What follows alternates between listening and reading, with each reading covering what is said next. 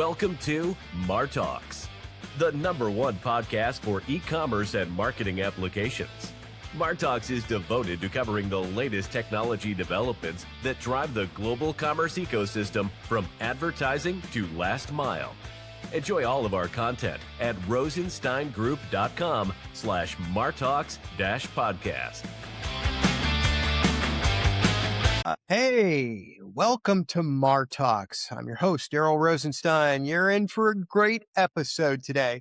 We're going to be joined by one of the legends from the e-commerce world, a gentleman that instead of touring with the dead for a decade, decided to devote himself to the world of implementing unseen, unheard of, and unproven technologies to unwitting corporations near and far. He did so under the auspices of a Big Five consulting firm before he got the religion that perhaps there's a better way, and went out and founded his own agency, and the rest, shall we say, is history.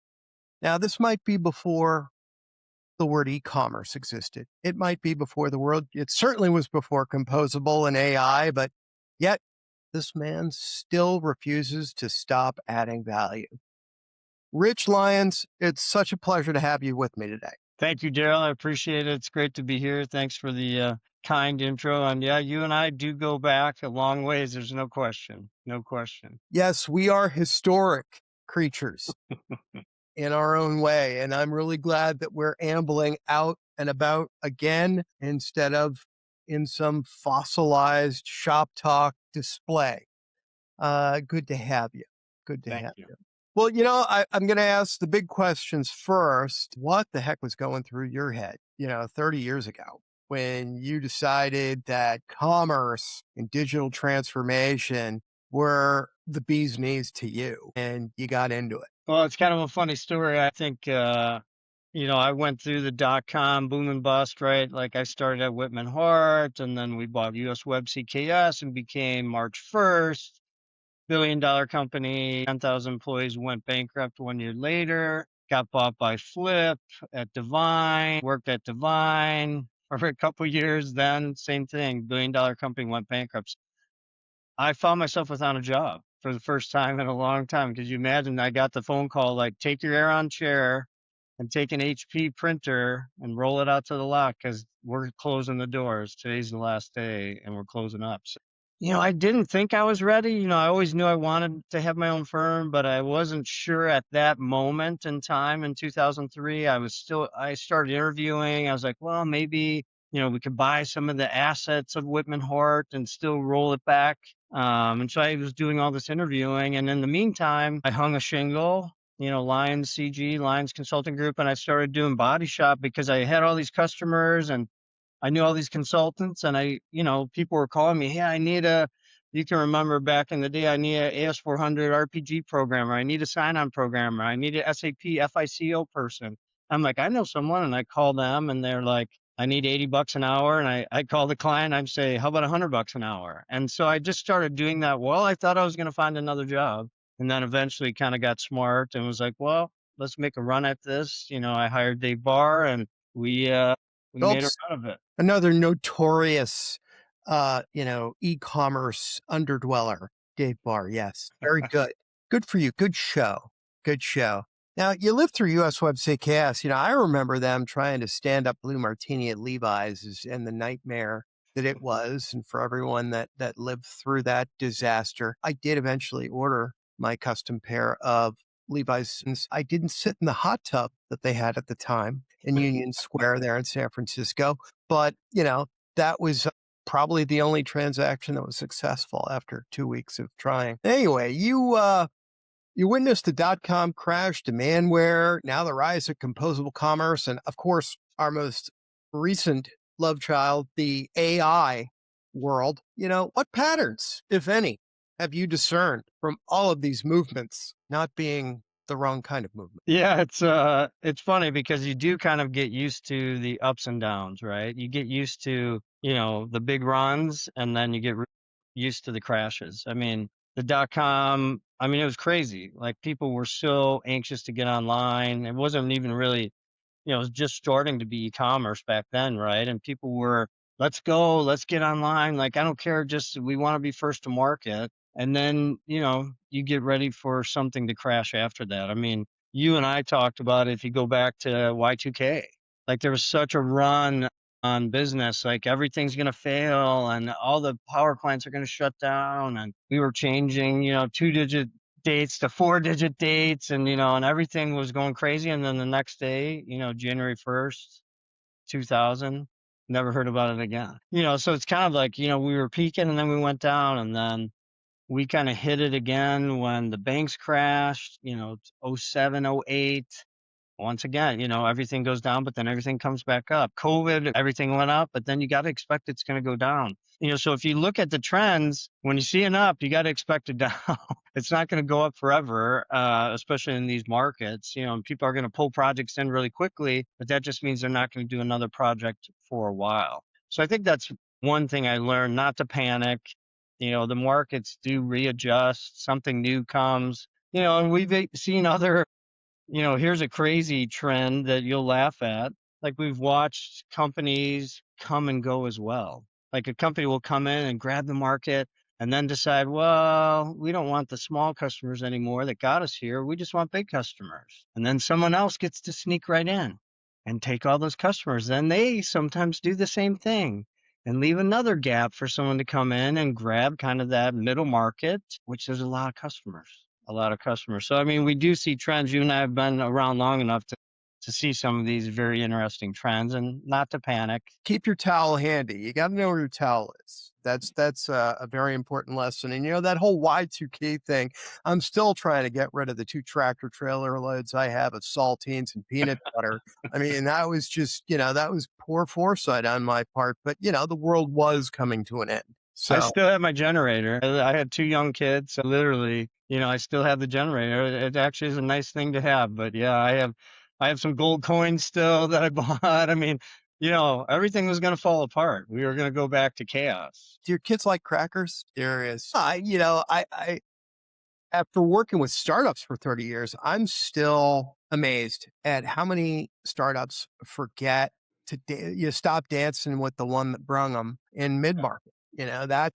That's kind of the secret moneymaker. It's the biggest market segment, and companies do a great job. Demandware's a great example of fulfilling a niche in the market that needed filling, providing a solution that the bulk of the market, mid-market, needed, and then getting pie eyes for that big enterprise gal across the dance floor who's just ready to break their heart, and everybody else wants to dance with her. In fact, she's not dancing because she just doesn't want to dance anymore. And yet, they're going to try and leave their date sitting at the table with the wilted corsage and no support contract. And I just, I don't understand why that hasn't kind of been transmitted to the investors to don't do that. Don't do it. Bad idea. It's like, no, they want the dance with the enterprise across the table. I mean, I saw it all the way back to Whitman Hart, where it was kind of like, 80% of our revenue comes from 20% of our customers. So let's shed the other 80% of our customers that only make up 20% of our business. And you're like,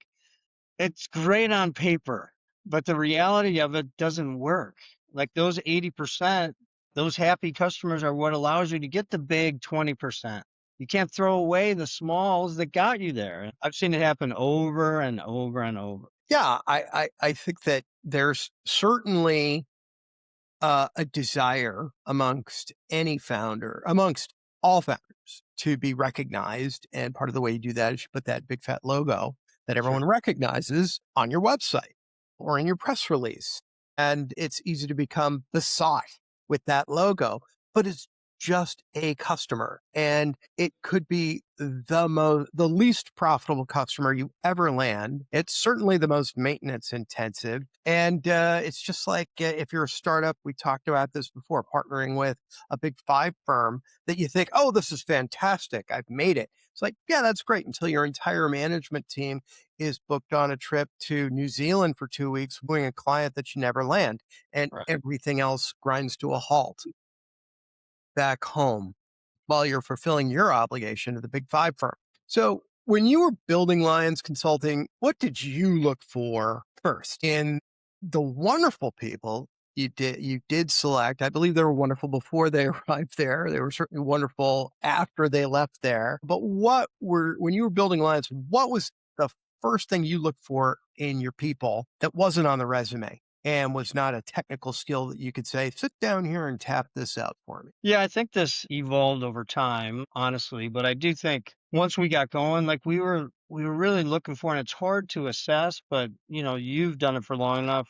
How do you assess for someone that could really be customer focused? Like everyone says it, every company has that on their website, all the bigs have it, but really, like can you see, is this person service oriented? Like are they really focused on, is it just a job to them, or do they really want to help a customer be great?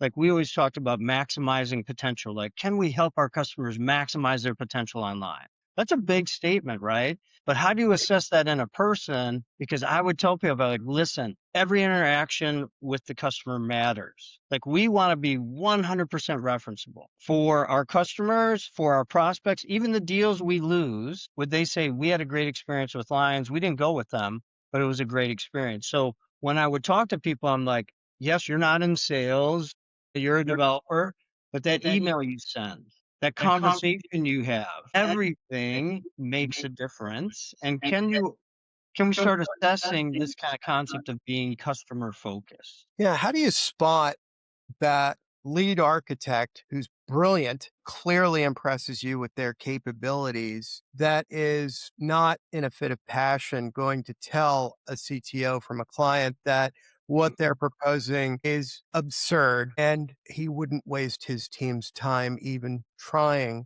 to spec it out, even though that's probably what he should say. Yeah, we used to take people out. I mean, this was early, and everyone, people would go through interview process. They would do their technical testing. They were great, resumes great, and then Dave and I would take them out for a lunch or a dinner, and we would make them very comfortable, Mhm. right?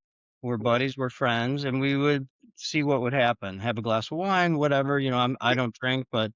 fine if they did, and just watch what happens. Mhm. And I can't tell you how many times we had someone who was perfect, and the whole team was like, this person is perfect.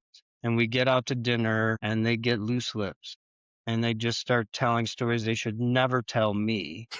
And I would just be like, I can't hire this person.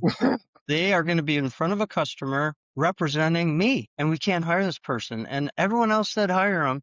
And we get to that final test. And obviously, as we got really big, Dave and I couldn't do that anymore. But it was an amazing test. And you'll laugh at this. Like we were doing personality profile testing once, and this guy came in and said, for salespeople, you'll love this story. And he's like, we're using the test that Herb Brooks used on the U.S. hockey team, that Jim Craig wouldn't take that test. Remember in the movie? Oh, yes. We're using that test. And so we bring this guy and we interview him. He takes the test. And the guy that administers the test says, I've never seen a salesperson test this highly. If you don't hire him, I'm going to hire him, this, that, and the other thing. And Dave and I do our thing. We take him out to dinner. And after dinner, we're both like, our gut says don't hire the guy, but the test says we got to hire him. And so we went against our gut and we hired him. He never sold anything for a year, and then we fired Phew. Great story. Man, that never happens. That never happens. That was the first and only time that's occurred in history from that test. Yeah, exactly. So you Yeah. you kind of got to trust your gut, and you kind of have to ask Mhm. some difficult questions, like you said, and realize we would tell people, and this evolved over time because we started with kind of the work-life balance. Like in the beginning, we thought that was a good idea, but then we quickly realized that as a consulting firm, that's not true. And we're in e-commerce and we're providing 24/7, 365 support. So how can you talk about work-life balance? So we changed it. Like we started with that and we changed it to work hard, play hard. And so we interviewed people differently after that, where we said, you're joining a consulting firm, so you have to understand that it's not going to be balanced sometimes, because if we're really going to be customer focused, if their site's down, all hands on deck all night until we fix it, right? Even if it's not our fault. Like we're saying single throat to choke, like we are going to find out what's wrong and fix it. It doesn't matter if it's our system, our fault, doesn't matter. but you're hiring us for us to figure it out and fix it and get your site back up. So that's not balanced. So we said, work hard, play hard. I mean, if you're staying up for 48 hours and we get it fixed, of course we're going to give you time off, right? And we're going to have fun. But if you're really going to say you're customer focused, you can't really talk about work-life balance. Like maybe in the big vision of work-life balance, like of course vacations, I believe in vacations. I want people to get away. But in that moment, for those days or 3 days, it's not work-life balance. It is work your ass off, work hard, and then we'll play hard after. But we had to live to what I was saying. Like if we're going to say we're customer focused, we are going to be customer focused. So changed how we interviewed people, and it changed how people understood the job they were taking. I find that I often, particularly with sales executives, because let's face it, sales executives for software, if they're not the most sophisticated and gifted sales professionals the planet has ever birthed, they're right up there. If anybody's going to be better at overselling their capabilities and under-delivering on them, it's an enterprise sales executive. Now, it's the services guys that are going to give it to you straight now. Right. I'm jesting here.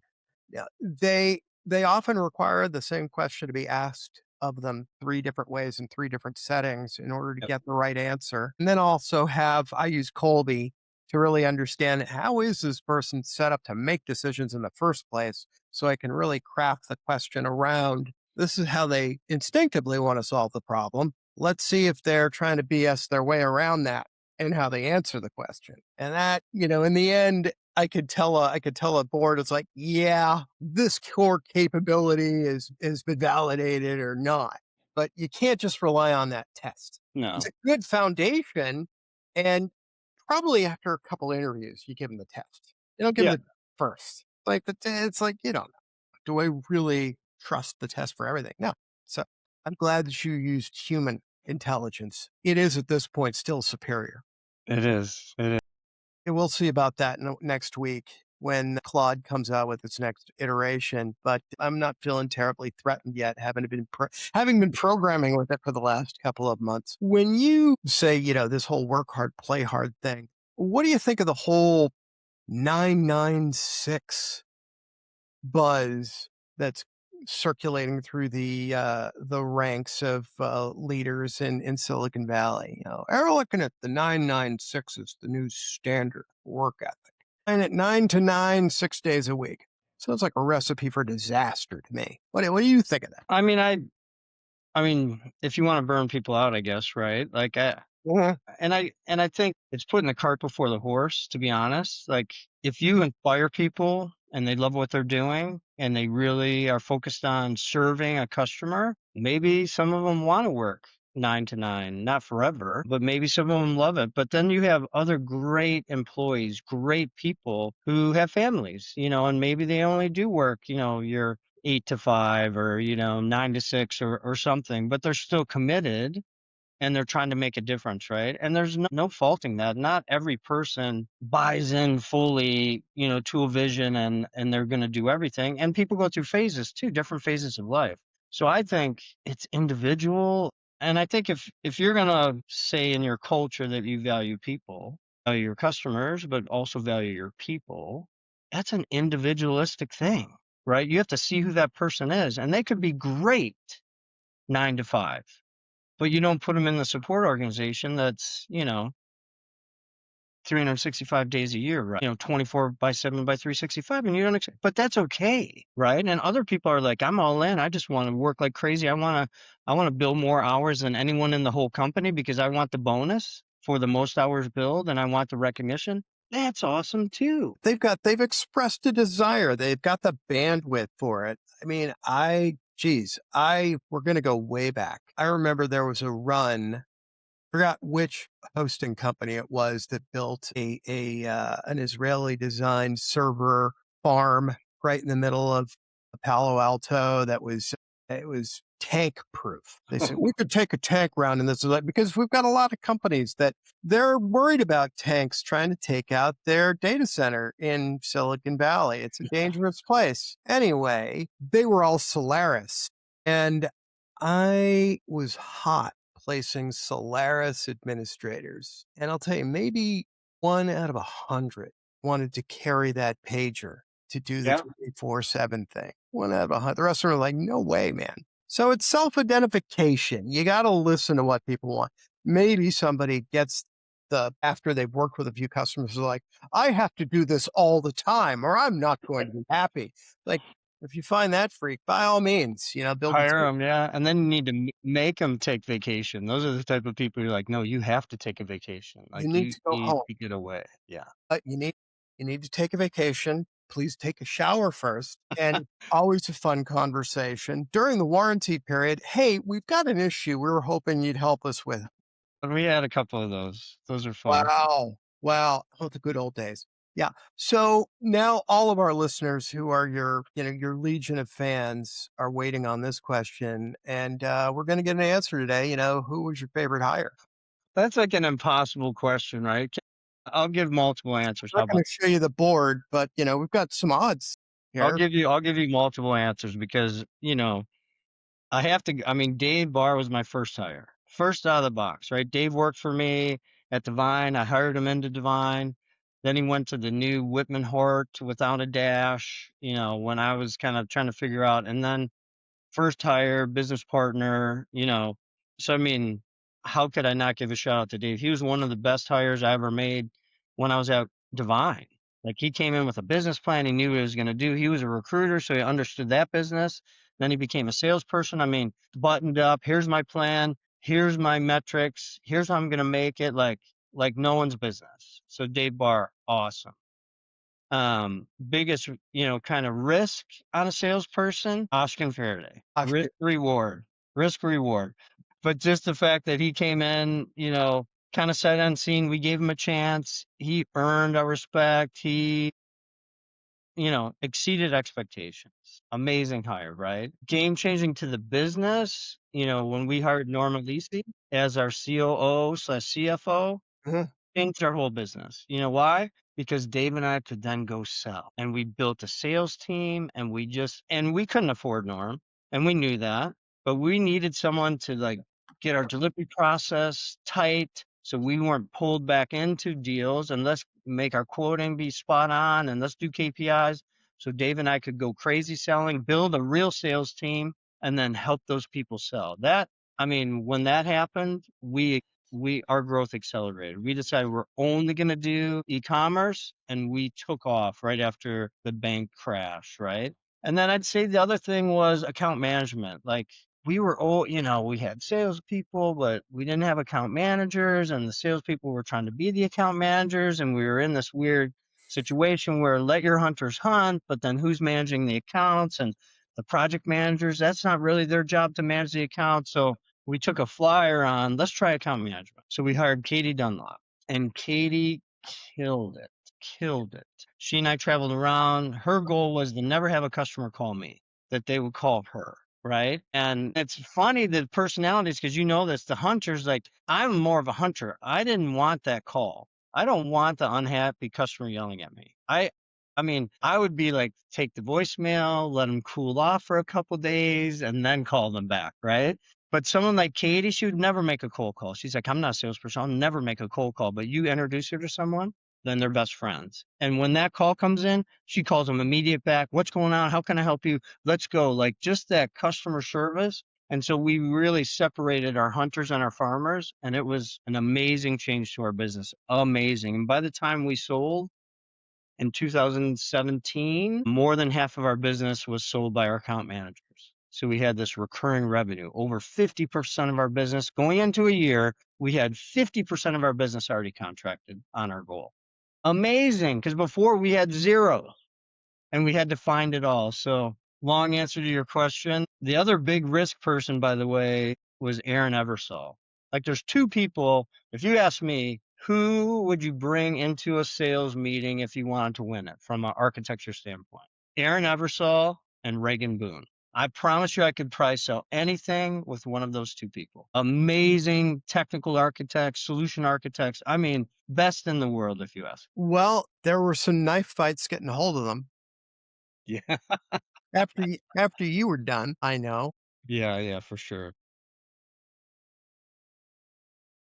You brought up something that I don't want people to miss, because a lot of the people that listen to this show are systems integrations founders, systems integrators, digital agencies, and getting to that point where you do recognize and you have the maturity. If you're not a salesperson, if you're a technologist who's found your way into sales, and you have a sales team, sometimes it's tough to recognize that you do need to bifurcate to really serve your clients best and Yeah. have pure hunters, and do the things that those hunters need from a marketing perspective to fill their pipeline. And they don't magically fill themselves. And the Yeah. salespeople can't do it all on their own. They need a robust engine to prepare the ground for them. And then recognize that that account manager is going to end up driving the bulk of your revenue by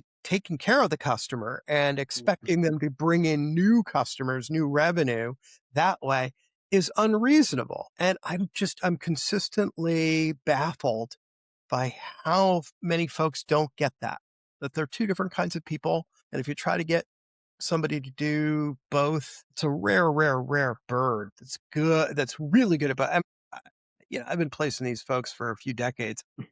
I'm trying to think of one that's really good at both. No, it's like a best used conversation. I mean, it's a different skill set, and where are people best used, and it makes unbelievable difference. I mean, it really does. And it gives you, if you have a good account manager, I mean, not only is your customer happier and you're avoiding some disasters, absolutely, by catching things early, because I mean, things happen in projects, Mhm. but you're also getting market research. They're finding out what that customer's doing, who else is in that customer, what other services we can provide. Bingo. Who else is in there? Who Unbelievable. Your sales guy doesn't have time to do that. Your sales guy's out there pitching. They don't know who else is in there pitching. Yeah, maybe at the very end, it's like, who am I up against? But your account manager, they know every single call that business owner or business Sure. principal is getting. And that's critical. No, And it's they awesome. dial in, they develop that skill set of saying, hey, we've got a threat. Here's what it looks like. Here's the offering. Here's the pricing. What are we going to do?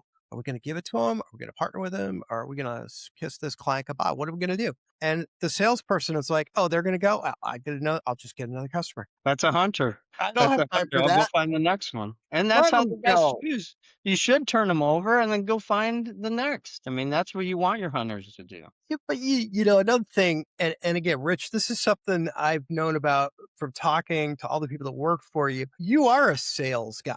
Yeah. And you got that. You love that. You love making the new connections, going out there, finding knowing that you can deliver the value, Yeah. and then going out there and finding the people that need you and saying, I'm going to make you more successful than anyone else because I'm going to do my best and my team is dedicated to that. That's a powerful combination. And most professional services organization don't have somebody whose real first gift is being that seller. They're a delivery person or a Right. developer. Yeah. I mean, that absolutely helped us. I mean, I had a technical background, undergrad, but, then I went and got my MBA, but I hadn't programmed in forever. I would always threaten at times, like, come on, guys, it can't be that hard. You want me to do it? Like, let me jump in there. But I never did. It was always a joke, a running joke. Especially in the C# days, because it would have been cake, right? We totally did C sharp. I mean, .NET, C sharp. I mean, those were some of our first custom e-commerce We're sites. Googling this right now. Like, what is C#?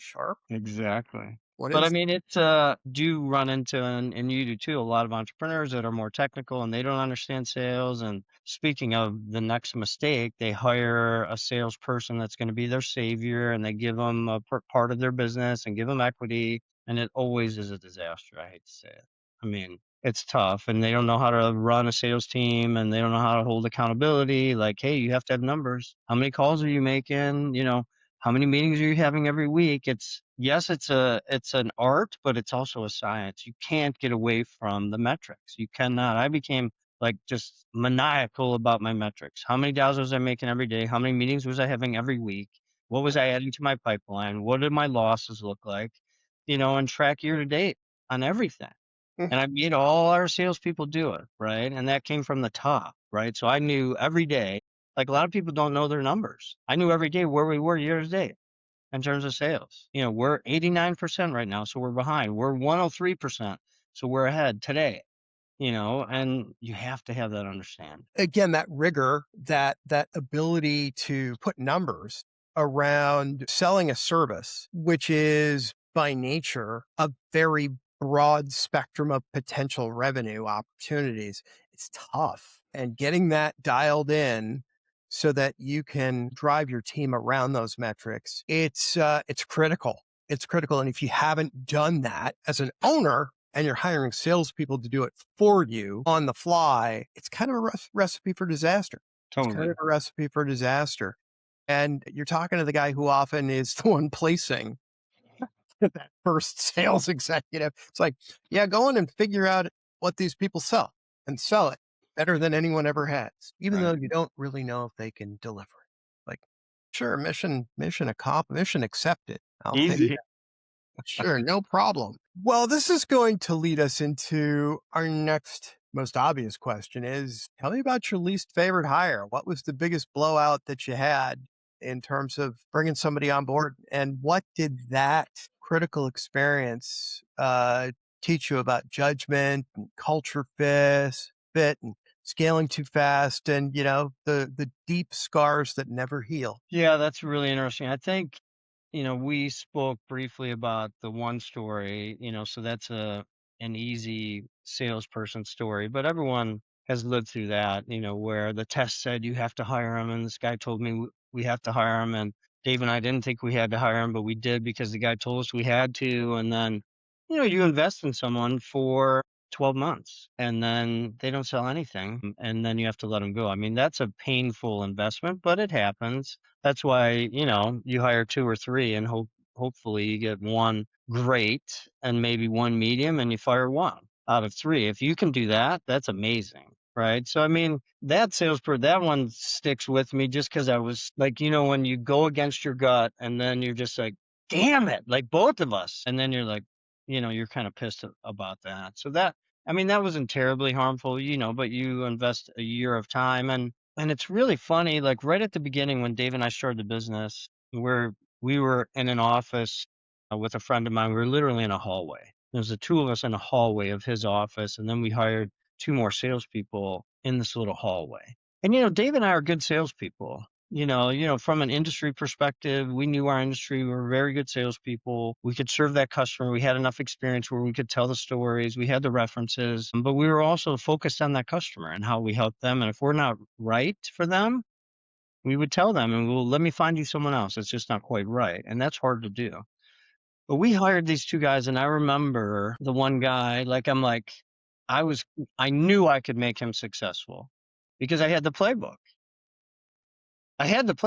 Right? So I'm like, he's a good guy. I know him. He's a brother of someone who I knew.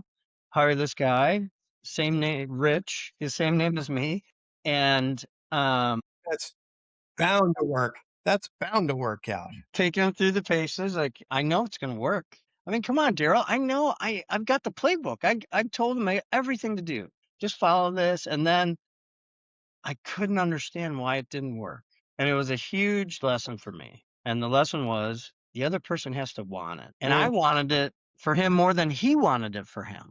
But I didn't know that before that time. Right. So huge lesson that I can give someone a lot, but I have to make sure they want it or I'm wasting my time. And that was just a big aha moment because I couldn't figure out why this wasn't working. Like I had the playbook. Dave and I knew what to do. We were both, very good salespeople. And why wasn't this working? And my gosh, it was like a big light bulb. Like, okay, now I get it. I can't make someone successful. I can give them the tools. I can help them. But if they don't want it, there's nothing I can do. It comes from within.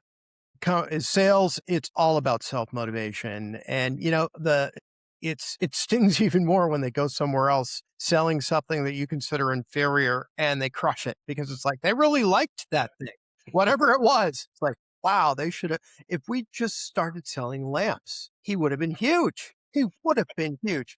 But, I just don't like lamps. So there you go. Yeah. I mean, now put yourself in the seat of a founder who's never been a seller, who actually closed some deals, hires his first head of sales. Yeah. That is from a sales background and they're scratching their head at the end of the year. Well, we got a great product. Why aren't they selling? Yeah. Why are you hanging on to that person Yeah. for 6 months, for a year?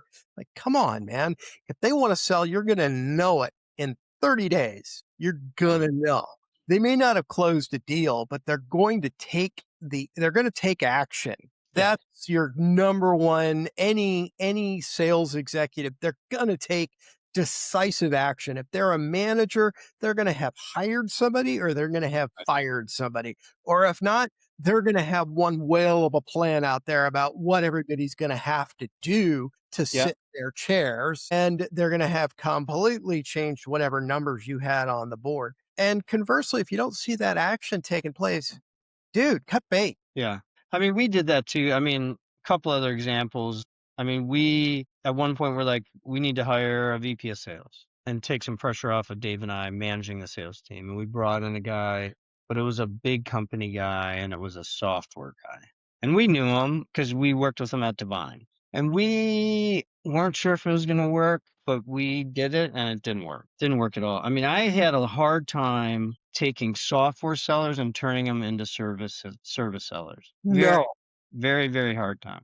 Very hard. No. Right?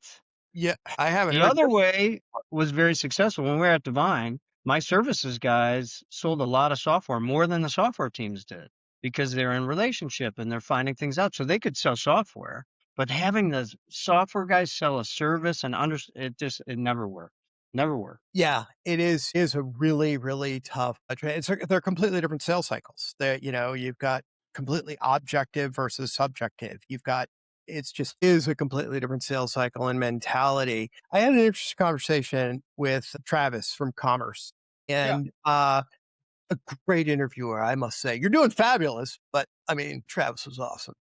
Anyway, he comes from a services background too. And what he's found is, particularly in the world of composable commerce, where you've got multiple solutions vendors that necessarily have to come together to coalesce around whatever that client is realizing in their perfect vision of self for the time being. It's fully collaborative, and your salespeople have to have that project orientation, Right. that development services orientation, in order to really understand the whole journey that client is going to go through and what their piece of it is. And they're not the whole thing. They're not the whole story. And I think that services sellers always understand it's like, hey man, I am just getting the rainmakers in the door for you. That's all I'm doing. I'm here bringing people to you that are really going to provide you the value. And it's different. Yeah. With people for software that think, hey man, I am the show. Okay. That's different. Absolutely. Your camera came in again. My camera can't. You did this. Gosh, gotta stop that. All As soon right. as you did this, it went right in. Sorry. It's a little too sweat. No, thank you for telling me. Now I can edit I around mean, it. it's not bad, but at least you know. Thank God you're telling me. I appreciate it. I tried to wait till you stopped talking so that we had a clean break. Cool. Now you've mentioned this a couple times. You said that a culture has to be built from the inside out. Now, what did you have to change in yourself as a leader before that company culture could truly scale at Lyons? Yeah, 100%. I mean, obviously, I had been in other cultures, right? I came out of college. I worked for Peterson Consulting. I worked at a technical education company. Then I went to Whitman Hart, and then we did the US Web CKS thing. Then I worked for Divine. So I had been in a number of cultures and been able to assess what I liked and what I didn't like, and what I thought was good and what I didn't think was very good, right? In terms of a lot of different things in terms of your culture. But in the meantime, I was changing and I was on a journey. I got married, and if you knew me way in the way back machine when I came out of undergrad in 1987, like, I thought you're supposed to be stoic. I thought, the goal in life was never show feelings, never talk about feelings, and then you get married, and then I had 2 daughters. I mean, so my world changed. But I think also to lead a culture and try to be customer focused and have relationships and have employees and care about those people, I had to learn to communicate differently. I thought I, over communicated when I got to Lyons. We had, we had a weekly meeting where I was talking to the whole company and telling them what was going on. And I thought I communicated so much, and people would still say, you didn't communicate enough. So, I mean, there are a number of things that me as a person had to change. And I wasn't a big, go to the way back when I got married, like I wasn't a big fan of feedback. I didn't like it. I didn't want someone telling me I could do something better. Like I would, and that maybe that's because I hadn't made enough mistakes yet to understand that we all make mistakes. And the difference is, do you learn from that? And do you grow from that? Or do you make the same mistakes 3 times? So when I came into, starting Lyons, I kind of had lived through feedback cultures, had taken really rough feedback on myself, had done a lot of introspection, and decided that I was going to be more open. Mhm. Decided that I was going to be, Peter Senge has a book called The Fifth Discipline, and he talks about a learning organization. And he says that your only competitive advantage is your ability to learn and grow faster than your competition. Unbelievable, right? But I personally, Rich Lyons, I had to become a learning organization. I had to commit my life to being better and learning and growing and taking feedback and realizing, there's a lot I don't know. And how do I surround myself with brilliant people? Right? I don't have to be, I can be on my own side and have my own self-esteem. I don't have to feel like I'm the smartest person in the room. It's great to have other smart people, right? And it doesn't, I had to all, that's self-esteem, right? We all have imposter syndrome, and we all worry about, like, if someone really knew who I was, they would run for the doors. But I had to be comfortable enough that I could let it be someone else's idea. Let them have the idea and be like, that's a great idea. And even feed ideas, even if it was my idea, how do I get the company to own it as their idea? And then not feel so hurt and be so small that I have to say, that was my fucking idea. You took my idea. Instead, be like, that's a great idea. And I think a lot of founders don't realize, like, if I'm coming to work looking to be affirmed by my employees and by my customers, that's a problem. I have to be a self-care animal. I have to get my affirmation somewhere else. I have to take care of myself somewhere else, because when I come to work, I want to be able to pour affirmation on other people. And that's hard. And so you talk about how I had to turn myself inside out. Absolutely. Well, that's a fascinating road to go down. The road to self actualization is really what you're articulating there. That I am not the center of the universe, and the universe is everywhere. And giving that credit where credit is due, and not having to be the top dog in everything, in every conversation. And it's a transition that unfortunately most small agency owners don't leave. They don't get out of it because they're happy there. They're living that lifestyle. But there's many agencies that are, particularly in the world of agent development and AI development right now, that are 20, 25 people, and they're going to grow like crazy over the next couple of years to 100. There are a ton of pitfalls that happen during that particular hyper growth stage. What's been your observation that most founders get wrong during that scale up in a services delivery organization? I think, I'm a big self-awareness person. I became a big self-awareness person, right? That we were just talking about. And I think founders lose the sense of, sometimes what they're trying to do or what their mission is, right? And I think, unfortunately, that, I have a lot of founders ask me this, and a lot of entrepreneurs ask me, like, when am I not going to feel afraid anymore? Or when am I not going to feel stressed anymore? And I think that's the wrong question. Because if you're grown from 25 people to 100 people, you don't think you're going to have more opportunity, for sure, which is awesome, but also stress. But you're going to have more problems as well, which is awesome, and more stress. So I think you miss the idea that you have to grow with your organization. So if you're going to be a learning organization, that includes you, founder, you have to learn. And can you increase your capacity? Because think about, like, I always tell people, like, you have a tornado going on inside of you all the time with all of your feelings, right? Fear, hurt, anger, sadness, joy. It's just energy. It's not good or bad. When we start labeling them, I think that's when we get in trouble. It just is. But you still have choice, right, over how you express it.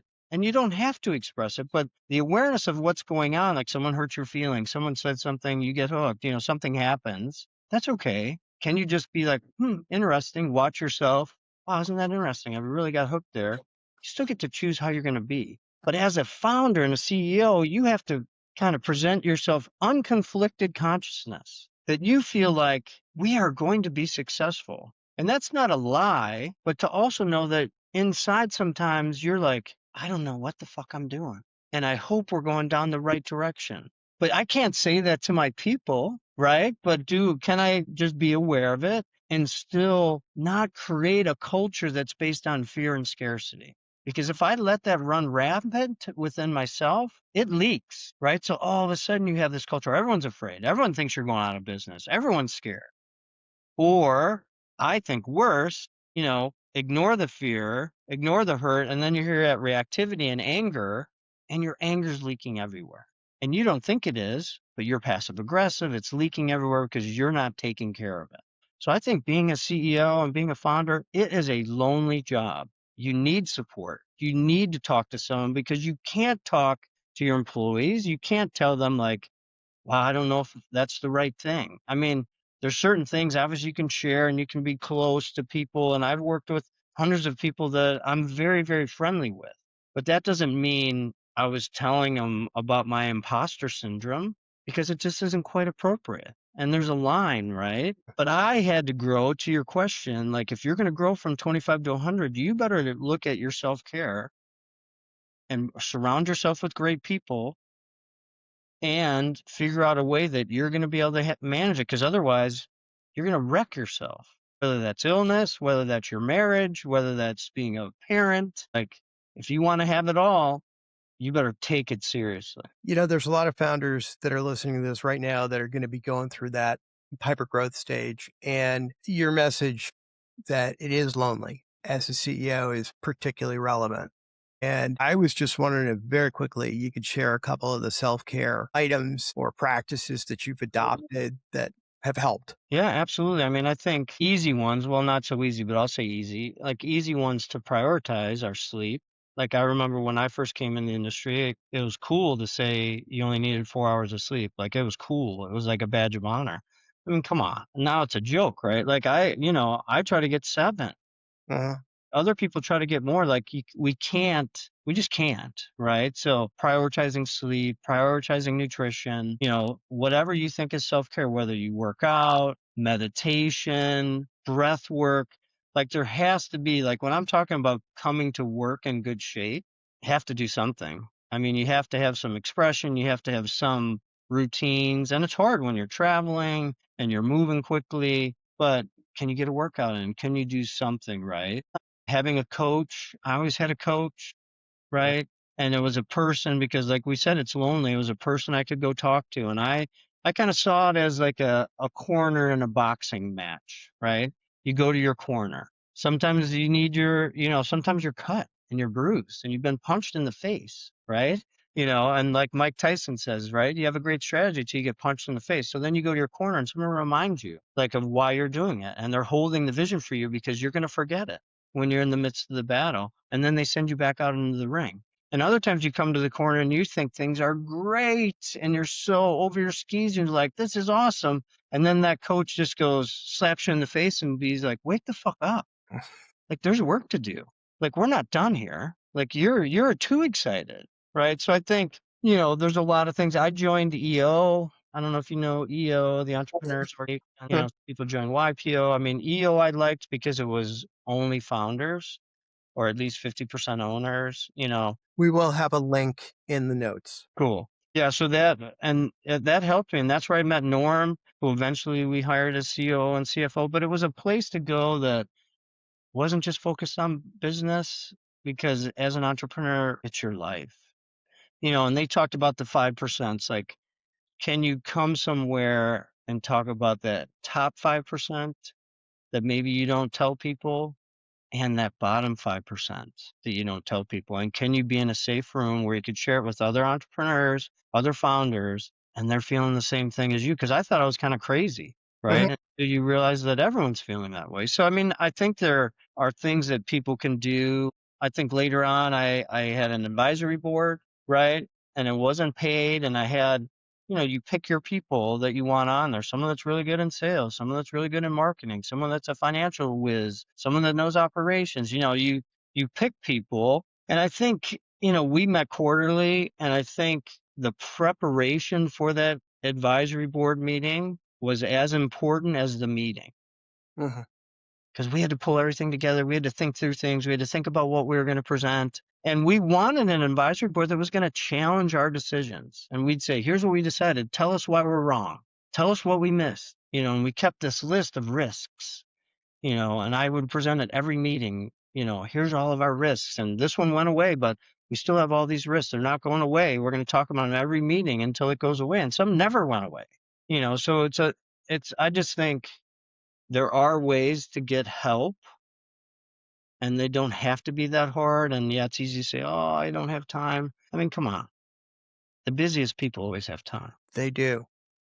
Yeah, there's a common thread once again in everything that you've shared about this, about self-care and what you need to do as a CEO. And it's just an awareness that you can't do everything. You can't be right all the time. You can't, you're going to make mistakes. And yeah, you don't want to you don't want to show that to your people because they're looking up to you constantly, but there's places you can go. There's people you can talk to. You need to build a network. You can't just rely on your board. Your board, they have a function. They're Right. stewards of capital. You're reporting to them how you're using it.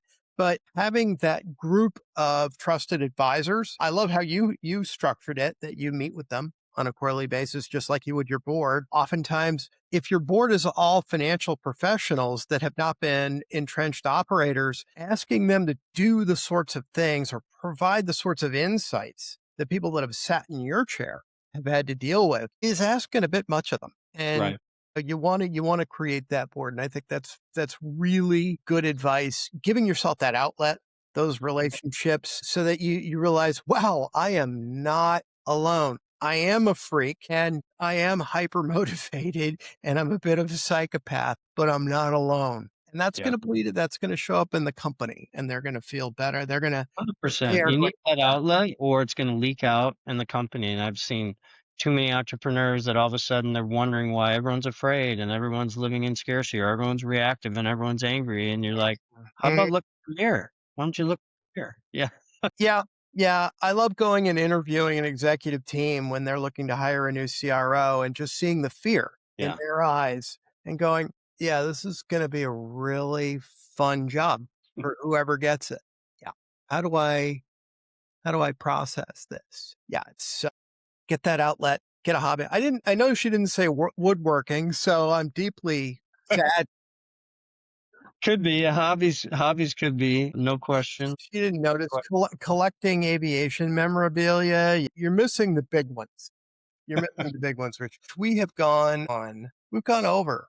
And that's because I've been having such a shitty time talking to you. And I've really enjoyed each and everything you've had to share today. I think you've shared a lot of pearls of wisdom, if not polished gems. Is there anything that you'd like to leave our audience with? Well, I think, Darrell, we might have to do a part 2 because there's a lot of things we could still talk about. So maybe, Oh yeah, there to be. There if you will be a part. would humor me, I would There love to. will be. I would, for now. What should we both leave our? I'm gonna leave. Yeah, here I'm gonna leave people, and we'll talk about it next time. But here's my pearl, and I know you're gonna love this one because you mentioned AI a little bit. I think there's an opportunity right now because of AI to get back to, I'll call it old school selling, old school relationship building, old school trust, old school rapport. Like there's so much noise, and everyone's using AI, and you even see retailers that are now saying